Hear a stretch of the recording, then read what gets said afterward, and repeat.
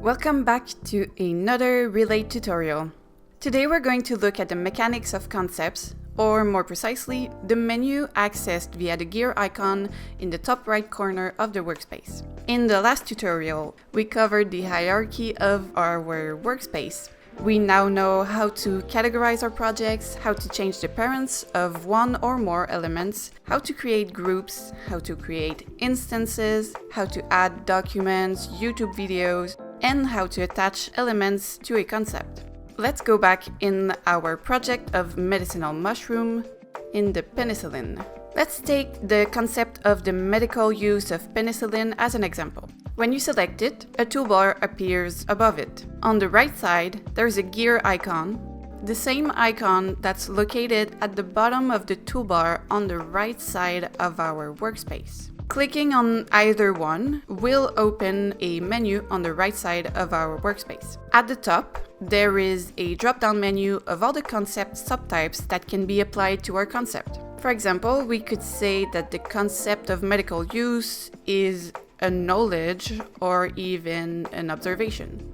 Subtypes help us structure our information in an even more specific way. Next, we can modify the importance of a concept. Visually, increasing or decreasing the importance will change the size of the concept title, allowing us to highlight it as needed to define the hierarchy within a single level.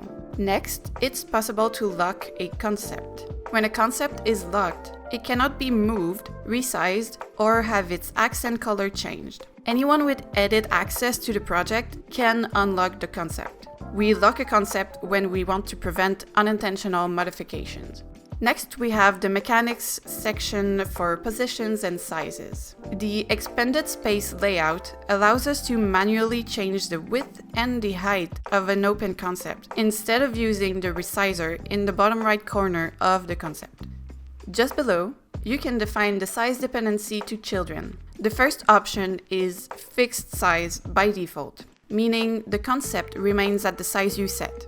The second option is to adjust the size of the concept to the content. So, for example, if my concept is open like this, and I select Shrink to Content, the concept size will adjust so that the content is centered. Finally, the last section applies to closed concept.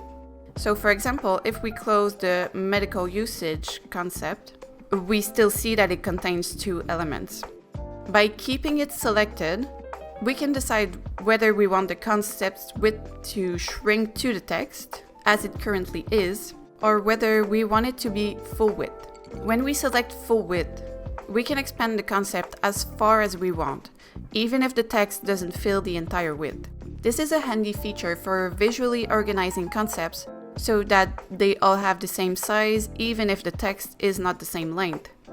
Some more features will eventually be available in this right-hand menu, but for the purposes of this video, this pretty much covers the mechanics of the concepts.